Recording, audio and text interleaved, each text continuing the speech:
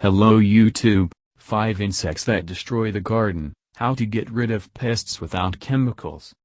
There is no garden without insects, but if you do not fight them, you will not have flowers or crops. A beautiful garden requires constant work from its owner.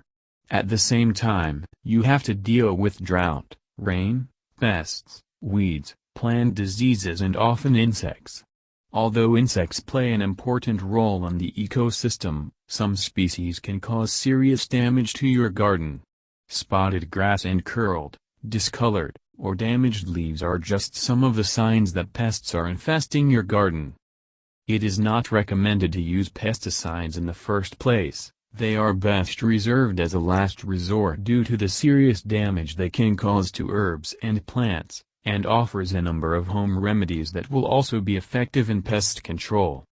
To begin with, it is worth figuring out which insects are unwanted guests in your garden. 5 insects that can harm the garden.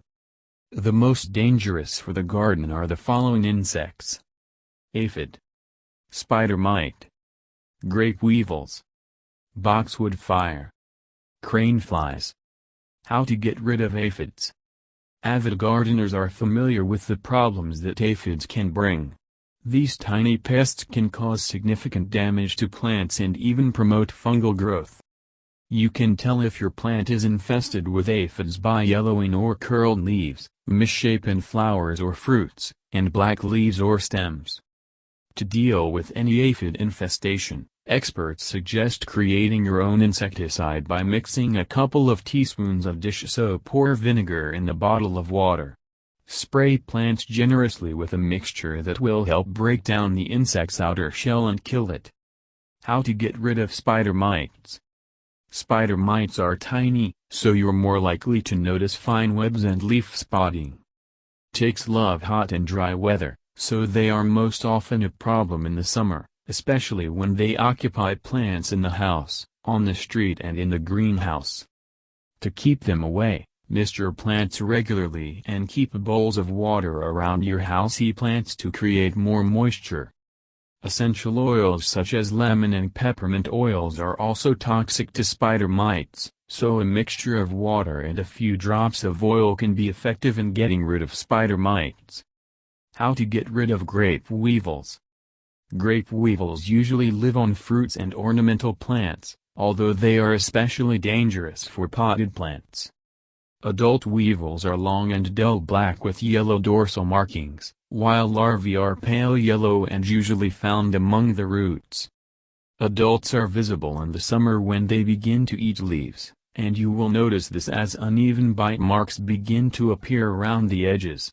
But the larvae tend to cause more damage to the roots in autumn and winter, which can lead to the death of the plant. Weevils are an important food source for other living organisms in your garden, so try to avoid using pesticides. Instead, prune affected leaves regularly and watch for larvae around the roots. Attracting natural predators such as frogs, hedgehogs and birds will not only improve the biodiversity in your garden, it will also cause them to kill weevils. How to get rid of boxwood moth. Another creature you may encounter during the warm summer months is the boxwood moth. The caterpillars usually hatch in the spring and can be found throughout the summer. While many species of caterpillar are relatively harmless, some species, such as the moth, can completely destroy plants in a very short time. Caterpillars get their name from their preference for boxwood plants, which are commonly used as hedges. You can recognize these caterpillars by their green coloration with black and white spots. The best way to get rid of these caterpillars is to harvest them by hand. How to get rid of crane flies. Crane flies are like large mosquitoes. They don't bite people or animals, but they can covertly destroy your lawn. If you notice that the grass is becoming mottled or discolored, the first thing you should do is check the soil. Crane fly larvae get stuck in grass roots, weakening the turf and in turn killing large areas of the lawn. Flies come to the surface of the soil only in late spring and autumn, which means that they can be fought only during these periods.